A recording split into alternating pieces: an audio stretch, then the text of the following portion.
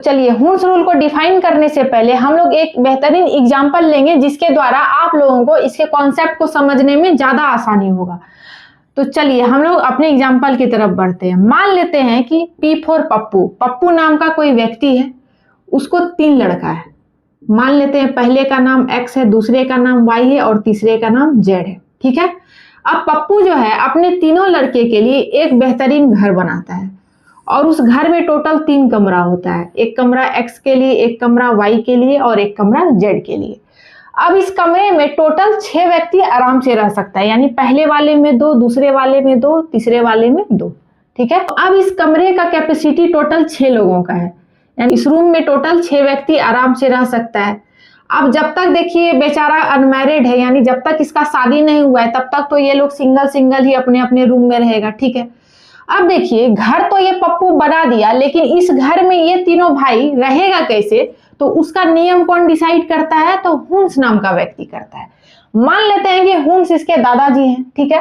अब दादाजी का कहना क्या है, यानी हुन्स का यही कहना है कि XYZ यानी तीनों भाई इस घर में तभी एक साथ रह सकता है जब तीनों में आपस में बहुत ज्यादा प्रेम होगा, यानी आपस में बहुत ज्यादा भाईचारा होगा, एकता होगा, तभी ये तीनों एक साथ रह सकता है। ठीक है।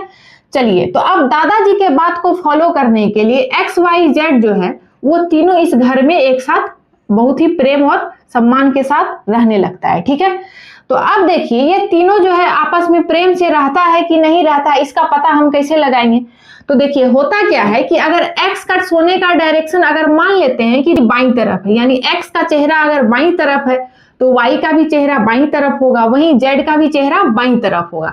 अगर मान लेते हैं कि वहीं पे अगर X का चेहरा का डायरेक्शन जो है अगर वो दाईं तरफ है, ठीक है, तो वहीं Y का भी चेहरा जो है वो दाईं तरफ हो जाएगा, वहीं Z का भी चेहरा वो भी दाईं तरफ कर लेगा। ठीक है। तो इससे हम लोग ये समझ पाएंगे कि इन तीनों भाई में बहुत ज्यादा प्रेम है, बहुत ज्यादा एक दूसरे में भाईचारा है, एकता है, तभी ये तीनों एक दूसरे को फॉलो करता है। ठीक है। तो अब देखिए इसी से इसके दादाजी को ये पता लग गया कि हाँ भाई ये तीनों में बहुत ज्यादा प्रेम है, तो चलिए ये तीनों इस घर में रहने के काबिल है, यानी तीनों इस घर में एक साथ एग्जिस्ट कर सकता है, एक साथ रह सकता है। अगर मान लीजिए किसी एक का भी चेहरा जो है बाकी 2 से अपोजिट हो जाए, या किसी 2 का चेहरा जो है किसी एक से अपोजिट हो जाए, तब इसके दादाजी क्या कहेंगे, इसके दादाजी यही कहेंगे कि हाँ भाई तुम तीनों में आपस में प्रेम नहीं है, एक दूसरे के लिए भाईचारा नहीं, एकता नहीं है, अब तुम तीनों इस घर में नहीं रह सकते। बात समझ में आया। तो अब दादाजी के नियम का पालन करने के लिए तीनों के सोने का डायरेक्शन क्या होगा भाई, तो तीनों एक ही दिशा में चेहरा करके सोएगा। ठीक है। यहां तक तो कोई किंतु परंतु नहीं है। अब मान लेते हैं कि Y और Z का जॉब लग गया, Y और Z जो है वो बाहर कमाने चला गया, Y जो है वो दिल्ली चला गया और वहीं Z जो है वो बेंगलोर चला गया। ठीक है। Y चला गया दिल्ली और Z चला गया बेंगलोर। अब ये बेचारा X जो है वो घर में रह रहा है अकेला, बेचारा बहुत दुखी है। तो चलिए इसके दुख को थोड़ा कम करने के लिए हम लोग जो है एक शादी का प्रपोजल लेकर के जाते हैं। मान लेते हैं कि कोई P नाम की लड़की है या W नाम की लड़की है। ठीक है। तो W नाम की लड़की का रिश्ता लेकर के हम गए X के पास, लेकिन X जो है शादी से इनकार कर देता है। इसके पीछे का रीजन क्या दिया, रीजन यही था मेरा भाई जो है वो घर में नहीं है, यानी वो दोनों जो है बाहर कमाने गया है, और जब ये शादी करने जाएगा बारात लेके तो देखिए डांस करने के लिए भी तो होना चाहिए ना। अब शादी में इसका भाई नहीं रहेगा डांस करने के लिए तो बेचारे को मजा आएगा, नहीं आएगा। तो सबसे पहले ये क्या बोला कि जब तक मेरा भाई नहीं आ जाता हम शादी से तब तक इनकार करते हैं। तो चलिए अब इसके भाई को हम लोग इन्फॉर्म करते हैं। तो YZ को हम लोग इन्फॉर्म किए तो Y और Z घर आ गया, Y और Z घर आ गया। ठीक है। अब X जो है वो विवाह के लिए तैयार है, यानी X का शादी हम W से करवा देते हैं। X का शादी किससे करवा दिए, हम W से करवा दिए। अब जब W नाम के व्यक्ति का इसके घर में एंट्री होता है तो पहले दिन से जो है इसके घर में हो जाता है कलेश, यानी कि इन दोनों में आपस में हो जाता है विवाद, यानी दोनों एक दूसरे को बिल्कुल ही नापसंद करने लगता है। X जो है W को नापसंद करता है। इसके पीछे का रीजन क्या है, रीजन यही है कि दोनों का नेचर जो है वो सेम है, यानी X अगर झगड़ालू प्रवृत्ति का है तो W भी झगड़ालू प्रवृत्ति, यानी दोनों गुस्सैल है, दोनों एक दूसरे का मतलब बर्दाश्त नहीं करना चाहता है। तो वही है कि सेम नेचर का व्यक्ति जो है एक दूसरे के साथ कभी एडजस्ट नहीं करना चाहेगा। तो देखिए तो झगड़ा कम से कम हो, दोनों के बीच कम से कम विवाद हो, तो इसके लिए दोनों क्या करेगा, बोलेगा रहना तो भाई अब इसी घर में है, तो इससे अच्छा यही है कि अगर तुम्हारा चेहरा देखें, तुमसे लड़ाई हो, इससे अच्छा है कि अगर मेरा चेहरा अगर बाईं तरफ है तो तुम्हारा चेहरा दाईं तरफ रख लो तुम, यानी हम तुम्हारा चेहरा ही नहीं देखेंगे। तो उसी तरह से एक्स जो है अगर अपने चेहरे को बाईं तरफ करके सोएगा तो वहीं डब्लू का चेहरा जो है वो दाईं तरफ होगा, ठीक है। तो दोनों के फेस का डायरेक्शन जो है एक दूसरे के जस्ट अपोजिट होगा, ताकि यहाँ पे मिनिमम रिपल्सन हो सके, मिनिमम कम से कम झगड़ा हो सके, ठीक है। तो उसी को रिपल्सन को कम करने के लिए जो है यहाँ पे इन दोनों का फेस का डायरेक्शन जो है एक दूसरे के जस्ट अपोजिट होता है। अब देखिए इसी तरह से अब लगे हाथ हम वाई का भी विवाह संपन्न करवा दिए, चलो भाई वाई जेड भी घर आ गया, तो इसका भी विवाह संपन्न करवाए तो इसकी कन्या का भी चेहरा जो है इसके जस्ट अपोजिट होगा, यानी यहाँ भी विवाद शुरू हो जाएगा। चलिए फिर जेड का भी विवाह संपन्न करवा दिए तो इसका भी जो है वही हाल होता है बेचारे का, यानी इन दोनों में भी नहीं बनता है, अब रहना एक ही साथ है तो क्या करेगा, एडजस्ट तो करेगा, लेकिन एडजस्टमेंट में क्या होगा, दोनों का फेस एक दूसरे के जस्ट अपोजिट होगा। तो चलिए यहाँ तक तो आप लोग कहानी समझ गए। अब इस कहानी का कंक्लूजन क्या निकलता है भाई, तो यहाँ पे दो बात निकल करके आता है। पहला पॉइंट क्या है कि एक घर में तीनों भाई एक साथ तभी रह सकता है जब तीनों में क्या हो, बहुत ज्यादा प्रेम हो, एकता हो, भाईचारा हो, तभी तीनों एक घर में एक साथ एग्जिस्ट कर सकता है। तो इसको हम कैसे समझेंगे कि मान लेते हैं कि अगर बड़ा भाई के सोने का दिशा अगर बाईं तरफ है तो दूसरे का भी बाईं तरफ होगा, वहीं तीसरे का भी बाईं तरफ होगा। अगर मान लेते हैं कि बड़ा भाई का चेहरा अगर दाईं तरफ है, ठीक है, तो वहीं दूसरे का भी चेहरा जो है वो दाईं तरफ होगा, वहीं तीसरे का भी चेहरा दाईं तरफ होगा, ठीक है। इसमें कोई किंतु परंतु नहीं है। लेकिन जब तीनों की कन्या आएगी तो उसका फेस जो है अब इसके जस्ट अपोजिट हो जाएगा। बात समझ में आ गया। तो चलिए अब तीनों अगर प्रेम से घर में रहना है तो तीनों के चेहरे का डायरेक्शन जो है सेम होना चाहिए, ठीक। अब दूसरा पॉइंट क्या निकल करके आता है कि अगर हम इसमें से किसी एक का विवाह अगर संपन्न करवाते हैं, अगर दो के अनुपस्थिति में करवा रहे हैं या किसी एक के अनुपस्थिति में करवा दिए, तो वहां पे जो है शादी संभव नहीं है, वहां पे ये विवाह करने से इनकार कर देगा।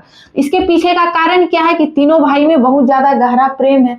मान लीजिए अब देखिए तीनों भाई में इतना ज्यादा प्रेम है तो एक दूसरे के अनुपस्थिति के बिना कभी वो शादी करने के लिए राजी होगा नहीं होगा, डेट को आगे बढ़ा देगा। तो वही चीज है कि देखिए जब तक इसका भाई जो है, इसका सारा भाई जब तक इसके घर में मौजूद नहीं है तब तक जो है ये विवाह के लिए रेडी नहीं होगा। तो यानी कि इसका पेयरिंग हम कब करवा सकते हैं, जब इसके घर में इसका सारा भाई आ जाएगा, यानी जब तक तीनों भाई जो है इस घर में एक साथ प्रेजेंट नहीं होगा तब तक हम एक का विवाह नहीं करवा सकते हैं। तो चलिए अब जब तीनों भाई आ गया तो इसका विवाह हम संपन्न करवा दिए।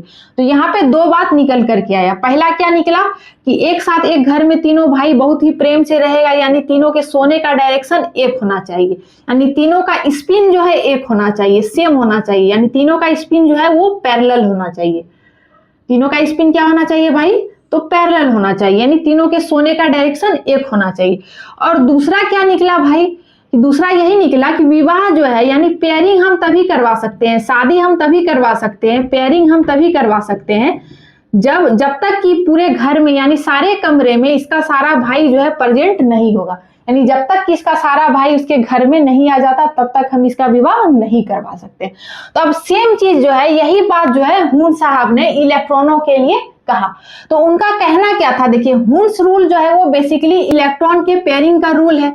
अब इलेक्ट्रॉन के पेयरिंग का रूल मतलब इलेक्ट्रॉनों का विवाह कराना, इलेक्ट्रॉनों का जोड़ी बनाना। तो अब देखिए ये रूल कहता क्या है, तो चलिए अब इसके डिफिनेशन की तरफ बढ़ते हैं। तो अब देखिए कहता क्या है कि pairing of electron takes place, यानी कि इलेक्ट्रॉनों की पेयरिंग तभी संभव है, इलेक्ट्रॉनों की पेयरिंग हम तभी करवा सकते हैं। तो कहां पे हम इलेक्ट्रॉनों की पेयरिंग करवाते हैं भाई, तो किसी भी ऑर्बिटल में ही तो करवाते हैं ना। तो वही कह रहा है कि किसी भी ऑर्बिटल में यानी पी डी और एफ के ऑर्बिटल में हम इलेक्ट्रॉनों की पेयरिंग तभी करवा सकते हैं only when each orbital has single electron.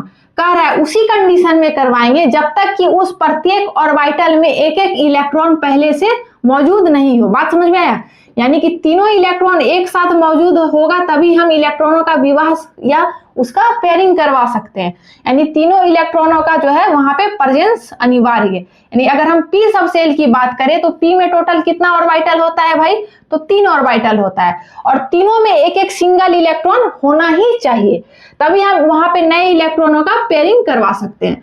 Single electron कैसा होना चाहिए, तो single electron with parallel spin, यानी कि वैसा वो सिंगल इलेक्ट्रॉन तो होना ही चाहिए लेकिन तीनों का स्पिन भी सेम होना चाहिए, यानी तीनों का सोने का डायरेक्शन भी वो क्या होना चाहिए, तो पैरेलल स्पिन होना चाहिए। यहाँ पे देखिए ये दोनों वर्ड जो है बहुत इंपॉर्टेंट वर्ड है, एक है पैरेलल स्पिन और दूसरा क्या है भाई, तो single electron. Each orbital has single electron, ये दो जो है मोस्ट इंपॉर्टेंट वर्ड है। पहला क्या है कि ऑर्बिटल हैज सिंगल इलेक्ट्रॉन और दूसरा है पैरेलल स्पिन। कह रहा है कि विवाह संपन्न कराने के लिए जो है सबसे पहले तो सारे ऑर्बिटल्स में इलेक्ट्रॉन मौजूद होना चाहिए, ठीक है, एक एक सिंगल इलेक्ट्रॉन, यानी तीनों भाई सिंगल जो है प्रेजेंट होना चाहिए, ठीक। और उसके बाद दूसरा क्या है कि तीनों में आपस में बहुत ज्यादा प्रेम होना चाहिए, यानी कि तीनों के सोने का डायरेक्शन, यानी तीनों के रहने का डायरेक्शन, यानी तीनों का स्पिन जो है वो सेम होना चाहिए, एक दूसरे के पैरेलल होना चाहिए, ठीक है। पैरेलल बोले तो इसका अगर क्लॉकवाइज है तो दूसरे का भी क्लॉकवाइज, वहीं तीसरे का भी क्लॉकवाइज, अगर एक का एंटी क्लॉक है तो दूसरे का भी एंटी क्लॉक, वहीं तीसरे का भी एंटी क्लॉक। बात समझ में आए? यानी कि यही चीज जो है हुन्स का कहना है कि इलेक्ट्रॉनों की पेयरिंग जो होती है वो किसी भी ऑर्बिटल में तभी संभव है जब तक कि उसका प्रत्येक ऑर्बिटल में से एक एक सिंगल इलेक्ट्रॉन मौजूद नहीं हो और उस सिंगल इलेक्ट्रॉन का स्पिन जो है वो एक दूसरे के पैरेलल होना चाहिए, ठीक है। तो यही था हमारा हुन्स रूल। तो अब देखिए हम किसी एटम का इलेक्ट्रॉनिक कॉन्फ़िगरेशन बनाते हैं जिसके द्वारा आप लोग को हम वहां पे इसको अप्लाई करके दिखाएंगे, ठीक है।